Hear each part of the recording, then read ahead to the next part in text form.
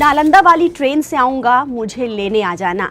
ये आखिरी शब्द थे कुवैत एयरपोर्ट हमले में मारे गए मंजूर अहमद के। कुवैत इंटरनेशनल एयरपोर्ट पर हुए भीषण ड्रोन और मिसाइल हमले ने मध्य प्रदेश के एक परिवार की खुशियां तब मातम में बदल गई जब इस हमले में उज्जैन के रहने वाले 50 साल के मंजूर अहमद की दर्दनाक मौत हो गई। मंजूर अपने परिवार की भांजी की शादी में शामिल होने भारत लौट रहे थे, लेकिन किस्मत को कुछ और ही मंजूर था। मिसाइल हमले की चपेट में आने से उनकी मौत हो गई। जैसे ही परिवार तक मौत की खबर पहुंची तो पूरे इलाके में मातम पसर गया। मंजूर अहमद पिछले करीब 30 साल से कुवैत में टेलरिंग का काम कर अपने परिवार का पेट पाल रहे थे। वो अपने परिवार के बेहतर भविष्य के लिए लगातार मेहनत कर रहे थे।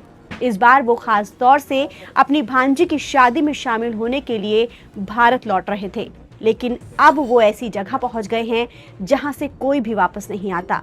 मंजूर के परिवार में उनकी पत्नी, एक बेटा और 2 बेटियां हैं। परिजनों के मुताबिक मंजूर अहमद ने यात्रा पर निकलने से पहले अपने पिता से फोन पर बात की थी।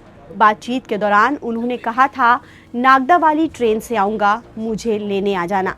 ये बात सुनकर परिवार खुशी से फूला नहीं समा रहा था। सभी लोग मंजूर के स्वागत की तैयारियों में लगे हुए थे और बेसब्री से उनके आने का इंतजार कर रहे थे, लेकिन ये इंतजार कभी खत्म नहीं हुआ। लेकिन उनके आने के आखिरी शब्द अब परिवार के लिए एक ऐसी दर्दनाक याद बन गए हैं जिसे वो जिंदगी भर भूल नहीं पाएंगे। बताया जा रहा है कि बुधवार को कुवैत अंतर्राष्ट्रीय एयरपोर्ट पर अचानक ड्रोन और मिसाइल से हमला किया गया। हमले के वक्त एयरपोर्ट पर बड़ी संख्या में यात्री मौजूद थे। इस दौरान कई यात्री और एयरपोर्ट कर्मचारी इसकी चपेट में आ गए।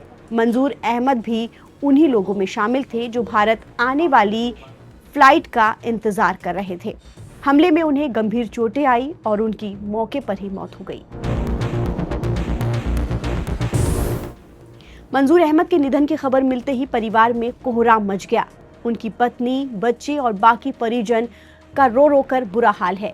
जिस घर में कुछ दिन पहले शादी की शहनाई गूंजने वाली थी, अब वहां मातम का माहौल है। पड़ोसी और रिश्तेदार लगातार परिवार को तसल्ली देने पहुंच रहे हैं। परिजनों का कहना है कि मंजूर आखिरी बार अक्टूबर 2025 में घर आए थे और जल्द लौटने का वादा किया था। अब उनका शव आने की सूचना ने परिवार को पूरी तरह से तोड़ दिया है। फिलहाल परिवार भारत सरकार और संबंधित अधिकारियों से मंजूर अहमद का पार्थिव शरीर जल्द से जल्द भारत लाने की मांग कर रहा है, ताकि उनका अंतिम संस्कार उनके गृह नगर में किया जा सके।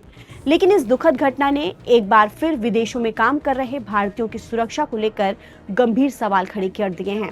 वहीं इस हमले की जिम्मेदारी ईरान के रिवॉल्यूशनरी गार्ड्स ने ली है। जारी बयान में कहा है कि यह हमला अमेरिका की ओर से ईरानी ऑयल टैंकर और द्वीप पर किए गए हमलों के जवाब में किया गया है। ईरान ने यह भी दावा किया है कि कुवैत के अली अल सलेम एयरबेस और बहरीन में अमेरिकी 5th फ्लीट के ठिकानों को मिसाइल और ड्रोन से निशाना बनाया गया। इस घटना के बाद पूरे खाड़ी क्षेत्र में तनाव बढ़ गया है। यूएई और बाकी देशों ने इस हमले पर चिंता जताते हुए क्षेत्रीय सुरक्षा को लेकर सख्त रुख अपनाने की बात कही है। ताज़ा अपडेट के लिए आप बने रहिए नवभारत टाइम्स के साथ। नमस्कार।